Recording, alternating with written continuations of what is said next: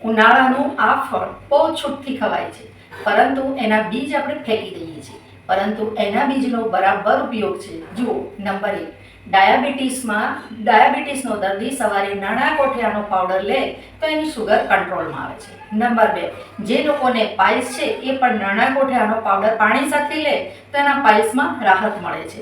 Number 3, diarrhoea થયો હોય તેને દહીં સાથે આ પાવડર આપવામાં આવે તો એના ડાયોરિયામાં પણ રાહત મળે છે. નંબર 4, વિટામિન B12ની ઉણપ હોય તો વિટામિન B12ની ઉણપ આ સવાર સાંજ આ પાવડર લેવાથી એની ઉણપ દૂર થાય છે. નંબર 5, દહીંમાં આ પાવડરને મેળવી અને એને માથાની પાથીએ લગાવવાથી ગમે તેવો ખોડો હોય તો નીકળી જાય છે અને નવા વાળ ઉગે છે અને તમારું પાચન તંત્ર પણ મજબૂત બને છે.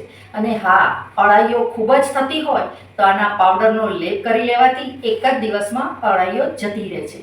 તો એ બીજ કયું? એ બીજ છે કેરીની ગોટલી. કેરીની ગોટલીને સૂકવી અને એનો પાવડરનો ઉપયોગ છૂટથી કરો. અને હા, વજન ઓછું કરવામાં તો એ ખૂબ ઉપયોગી છે.